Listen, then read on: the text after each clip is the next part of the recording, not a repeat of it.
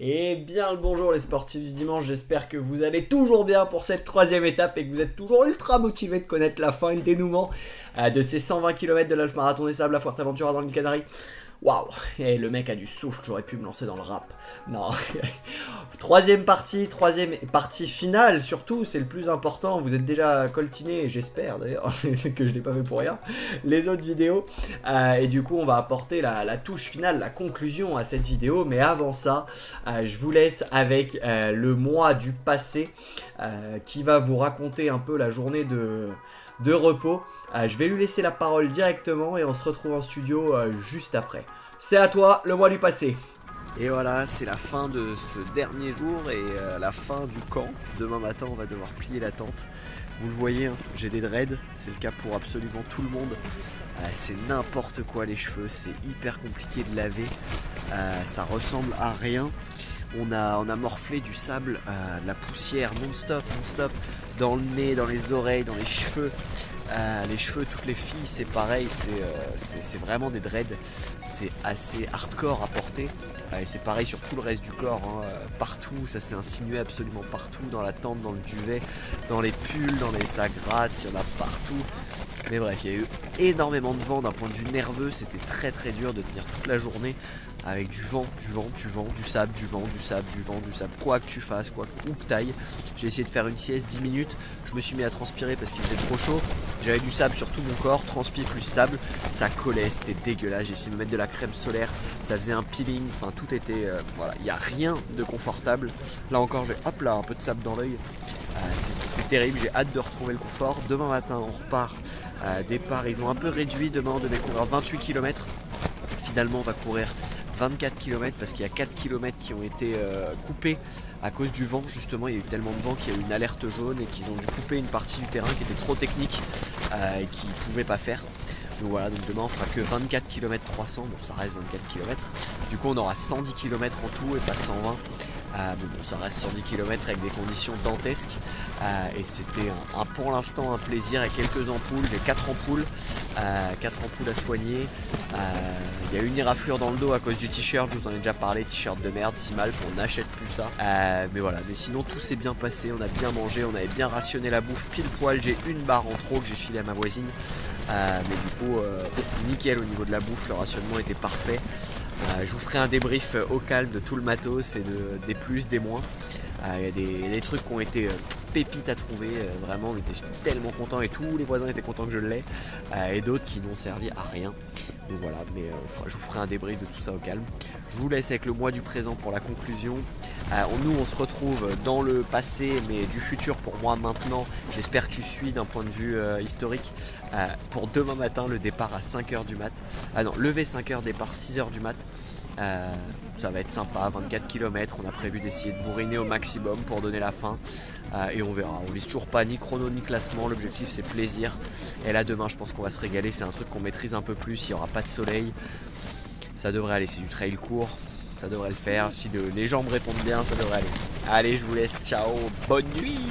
Donc voilà, on a profité de cette journée de repos pour monter en haut, je vous mets les images, vous allez voir, à la tête des gens qu'il y a énormément de vent. Et c'était pas très agréable du tout, hein, comme je vous l'ai dit. On se retrouve à essayer certains ont fait des lessives, fallait faire le choix au niveau de l'eau, lessive ou pas. On avait pas mal d'eau quand même, on n'a pas manqué d'eau. Moi je préférais tout boire parce que j'avais très soif et je pense que j'ai payé la déshydratation du premier jour jusqu'au bout. Mais sinon voilà, donc il y en a qui ont fait des lessives, on s'est occupé, on a fait des siestes, on a subi essentiellement. On a eu un petit cours de yoga, mais alors le yoga déjà moi et le yoga C'est pas fou, mettre les fesses en l'air, c'est pas un truc que... Alors, je reconnais que ça a plein de bienfaits.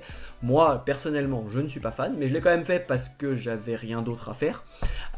Mais en plus, tu me rajoutes du vent et du sable dans la gueule pendant que j'ai les fesses en l'air. Bon, j'ai tenu une demi-heure, c'est déjà pas mal. J'ai fait une demi-heure de yoga. Puis après, je suis allé me foutre dans la tente parce que c'était en plein vent. Il y avait des endroits un peu plus dégagés que d'autres. Et là, c'était vraiment en plein vent. Du coup, je suis allé me mettre à l'abri dans la tente. Ils ont distribué du coca en début d'après-midi. Ça nous a occupé au moins 5 minutes. Mais ça faisait super plaisir en vrai. Perçage d'ampoules parce que ça commençait à venir pour qu'elles sèchent. Quelques ampoules, 4 ampoules en tout. Et sinon, juste attendre. La journée est longue. Très longue, trop longue presque. On pouvait pas discuter avec les autres. Ça a vraiment manqué le lien social à ce moment-là. On a essayé de se mettre derrière le... Il y a un camion SAMU, on a essayé de s'abriter derrière le camion SAMU qui faisait coupe-vent en fait, pour faire un Uno, mais c'était pas agréable non plus. Et puis on se met à transpirer, le sable qui colle, parce que du coup il n'y a plus de vent, donc il fait très chaud. Mais voilà, donc il n'y a pas grand chose de confortable, mais c'était une bonne journée. On a super mal dormi le dernier soir. J'étais excité comme une puce à l'idée de finir et d'arriver. Du coup, pas très peu dormi, j'ai dû dormir 2 heures en cumulé sur toute la nuit, sachant qu'on s'est déjà fait chier. Autant dire que j'ai pensé à toute ma vie, vraiment, mais toute ma vie. Tu te rappelles Tata Huguette en 2016? Même pas en 2005. Comment, quand tu lui avais dit c'est pas vrai, j'aurais dû lui dire autre chose, tiens. On a pensé à tout, c'était long, très long, mais bon. 5 heures du mat arrivant vite, il fallait replier les tentes, on replie bagages. On s'occupe de tout, on remet les frontales une dernière fois, on sait que c'est le dernier départ, et là on part avec un départ et c'est le plus beau. Everybody, put your hands up! Tout le monde, tout le monde, tout le monde, tout le monde, tout le monde! Oh yeah! On est heureux. Ce départ, cette course-là, cette partie-là, donc 24 km, je ne l'ai pas filmé parce qu'on est vraiment parti à bloc. Ma copine s'est blessée, s'est fait une élongation parce qu'on est parti trop vite et je pense qu'elle n'a pas assez bu la veille. Du coup, les muscles étaient un peu tendus, mais on est parti trop vite. En fait, tout le monde est parti très vite et elle s'est fait une élongation à ce moment-là, donc elle a fait 24 bornes en boitant, mais elle a quand même fini en 3h15. Je pense qu'on aurait pu faire mieux, mais on l'a fait avec les conditions qui étaient actuelles. On s'est régalé et du coup je vous laisse avec la conclusion de la fin de course avec le mois du futur dans le présent. Là on est dans le présent, je vous laisse avec le mois du futur qui finit comme ça vous voyez un peu la frontale sur la gueule et tout, l'ambiance. Allez, je vous laisse, je vous reprends juste après. Bon les gars, on est à côté de la ligne d'arrivée, encore la frontale, je vous ai pas fait de récap du tout, on a fait l'épreuve directe, levé 5 heures du mat, 25 bornes, je suis juste à côté de la ligne d'arrivée, elle est là. La ligne d'arrivée elle est là, là c'est le coloc et elle est là, on l'a fait. Je voudrais brief tout avec le mois du présent parce que là je vais éclater une bière, prendre une douche parce que je transpire mais du sable. Prendre une douche et je reviens avec vous au présent propre et nettoyé. A tout de suite. Donc un énorme kiff cette dernière journée, on a quand même bien profité, les larmes qui sont montées, énormément d'émotions, on a fini, on a 111 km au compteur. C'est quand même pas rien, la trace est belle, on a couru dans le désert, une aventure de ouf, on a rencontré des gens de ouf, il reste 1 heure de bus et on arrive, on a pris une douche, 2 choses à faire en arrivant, prendre une douche, boire une bière, c'est vraiment tout ce qui s'est passé, je crois que c'est un passé, chiller au bord de la piscine, on a essayé de faire une sieste mais honnêtement le corps était tellement stressé et énervé qu'on n'a pas beaucoup dormi. On n'a pas réussi à redescendre à ce moment-là. On a essayé de manger des burgers, mais alors là, ils ont mis 10 ans à nous les servir, 2 doigts d'être énervés. Mais on a mangé des burgers et le soir, un énorme buffet avec des chiens.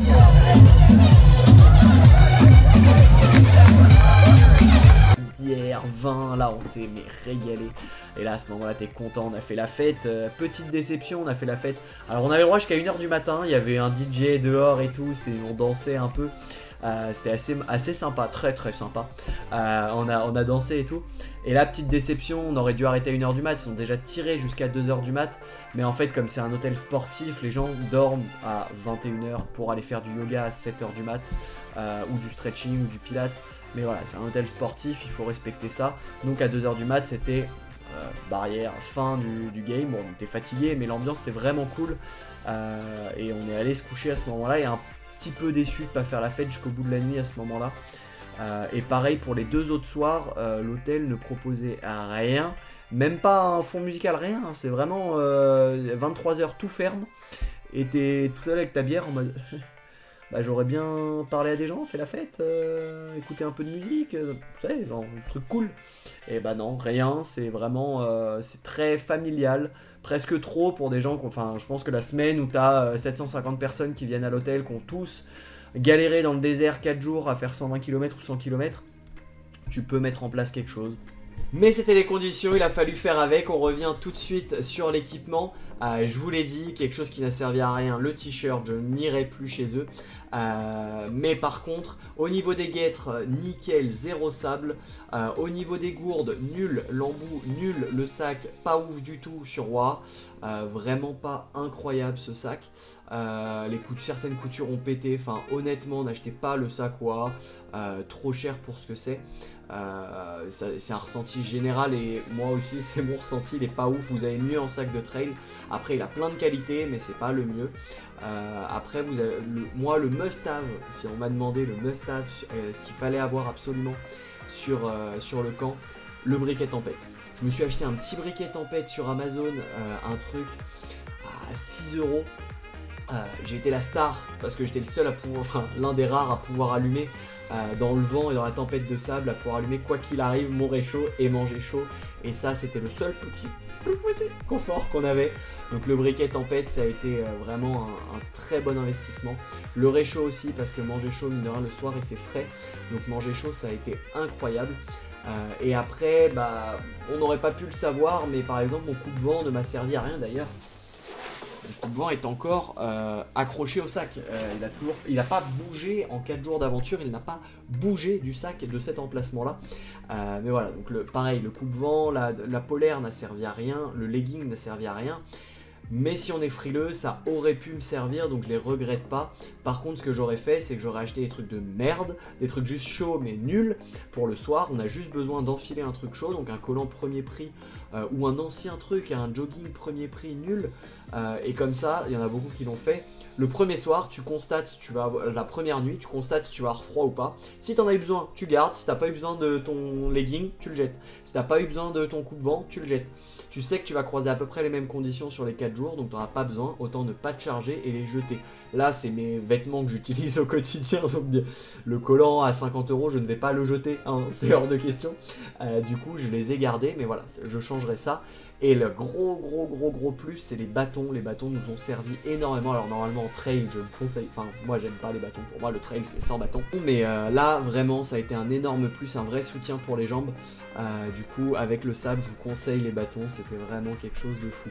Au niveau des lyophilisés, vous avez tout ce qu'il faut aux vieux campeurs. Je vous déconseille la patate. C'était dégueulasse, les plats à base de patates.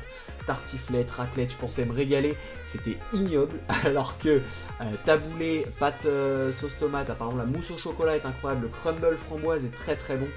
Ça c'était des petits... Faites-vous plaisir sur la bouffe parce que c'est le seul petit truc que vous avez qui sera un peu confortable, avec un peu de sable, un peu de croquant, mais c'est le seul truc que vous allez avoir. Vous avez été nombreux à me poser des questions sur Instagram, je vous avais mis une petite FAQ, je vais y répondre tout de suite très rapidement en un seul coup si jamais j'ai oublié quelque chose. Alors vous me demandez le plus beau, le plus dur. Le plus beau ça a été l'arrivée sur la plage, le plus dur ça a été le canyon des 54 km, c'était vraiment un enfer. Le coût total de l'équipement plus nourriture. Alors pour l'équipement, vous avez été nombreux à me demander combien ça coûte. L'épreuve en elle-même, en fonction de si vous êtes à l'hôtel, en appart-hôtel, ou si vous êtes, y a possibilité d'aller dans 2 hôtels différents. Enfin bref, vous avez un panel de prix différents. Ça va de 1300 € à 1900 €. Ça c'est juste pour le dossard en lui-même. Sachant que c'est la première fois que je trouve qu'un dossard est justifié parce qu'on a une assistance médicale 24h24. Le parcours est balisé dans des lieux préservés naturels et il est balisé absolument tous les 50 mètres. Il y a du personnel tout le temps, ils sont aux petits oignons, aux petits soins. Le buffet à la fin est incroyable, c'est vraiment... En plus, tu as 4 jours dans un hôtel 4 étoiles avec piscine, douche, tout le confort de l'hôtel 4 étoiles. Donc vraiment, honnêtement, ça te fait une semaine de grosse déconnexion. Il y en a qui ont payé 1300 €, c'est pas abusif pour en plus avoir 4 jours de périple dans le désert. Après, vous avez le billet d'avion. Nous, au départ de Paris, on a payé 250 € aller-retour avec une escale à Barcelone, mais il y a moyen de se débrouiller. Il y a des vols charter un peu moins chers, notamment au départ de Nantes, mais il faut bien les choper.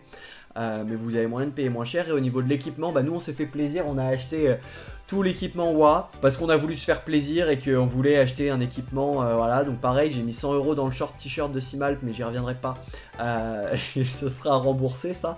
Donc normalement 100 € de tenue, on en a eu pour à peu près 300 € avec les chaussures, les guettes, le sac à dos, plus la bouffe, tout ça, je dirais un package, 500 € d'équipement. Donc en tout et pour tout, 3000 € tout compris, c'est-à-dire que vous avez l'avion, l'hôtel, l'événement, le dossard, l'équipement, la nourriture. Vous avez absolument tout pour une marge supérieure à 3000 €. Je pense que c'est possible de le descendre en gérant bien et en réutilisant votre équipement, en n'investissant pas de partout, de descendre ça à 2000 € assez facilement et assez aisément. Voilà pour le coût total.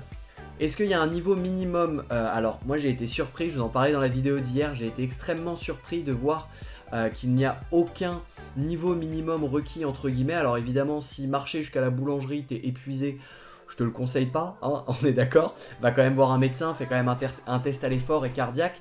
Mais c'est ultra accessible, la moyenne d'âge était de 40 ans. La plupart n'avaient jamais couru ou marché 20 km. C'est pas incroyable ce profil-là, je veux dire, c'est incroyable qu'ils l'aient fait et qu'ils aient fini. Il y a très peu d'abandon. Et en fait, c'est la volonté de Cyril, l'organisateur, c'est vraiment de rendre cet événement accessible. Et les barrières horaires, ça a été imputé, on dit que les barrières horaires sont trop larges et que du coup ça ouvre les portes à tout le monde. C'est pas parce que les barrières horaires sont très larges que tu es obligé de respecter les barrières horaires et de faire ces 3 km/h de moyenne, les barrières horaires. T'es pas obligé de le faire, nous on l'a fait en 6 km/h de moyenne, on est très loin des barrières horaires, mais certains l'ont fait en 4 km/h de moyenne, c'est-à-dire qu'ils sont encore très loin des barrières horaires. Donc voilà, et 4 km/h c'est de la marche, donc c'est possible de marcher, il faut juste bien se préparer quand même, savoir ce que tu vas affronter au niveau chaleur, au niveau poids, et avoir envie, surtout, le plus important c'est d'avoir envie. Si tu en as envie, honnêtement, ça se fait. Il y avait vraiment tout niveau, tout profil sur la course et c'est accessible comme course. C'est vraiment la majorité des gens peuvent y aller. Je te dirais pas ça du marathon des sables, mais je te dis ça de l'Half Marathon des sables. C'est dur, c'est éprouvant. Si tu veux le faire en courant, tu peux te dépasser, mais tout le monde peut se dépasser à sa hauteur. Si tu veux le faire en marchant tranquille, tu peux le faire en marchant tranquille. Tu vas quand même falloir te sortir les doigts, mais tu peux le faire et c'est accessible.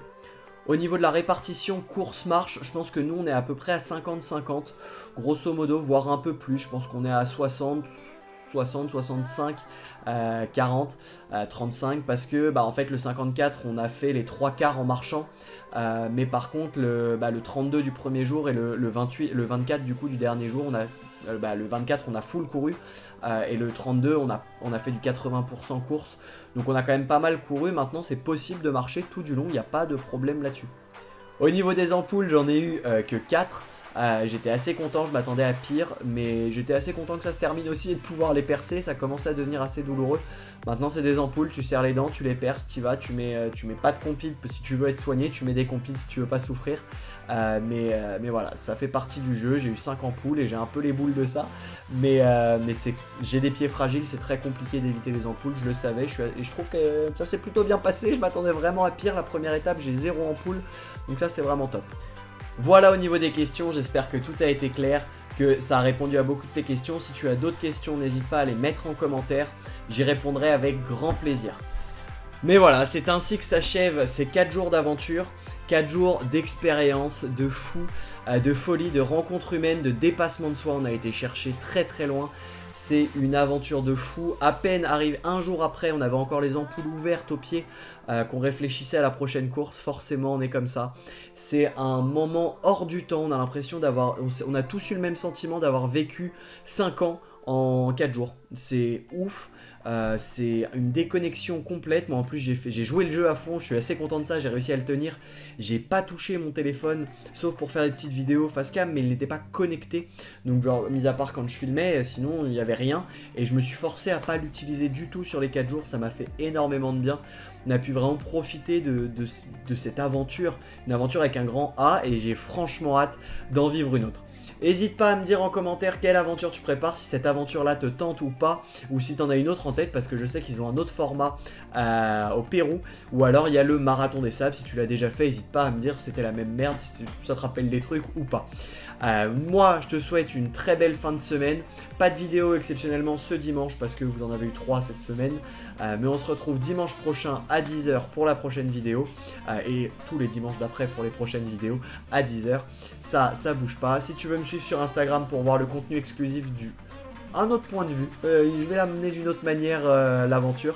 Si tu veux aller voir, je te mets le Instagram ici. N'hésite pas à t'abonner, à liker pour soutenir tout le travail. Et n'hésite pas à me demander si jamais tu as des vidéos, du contenu particulier que tu veux ou pas. Sachant qu'il y a énormément de projets là-dedans et ça arrive, vous inquiétez pas. Voilà comment se clôture ce half marathon des sables. Aussi rigoureux à l'entraînement qu'à l'apéro, vous inquiétez pas, depuis qu'on est arrivé, ça fait une semaine, il y a un soir où j'ai pas fait d'apéro et sinon je n'ai raté aucun apéro. Très rigoureux là-dessus, vraiment aussi rigoureux à l'entraînement, j'ai fait l'entraînement à fond.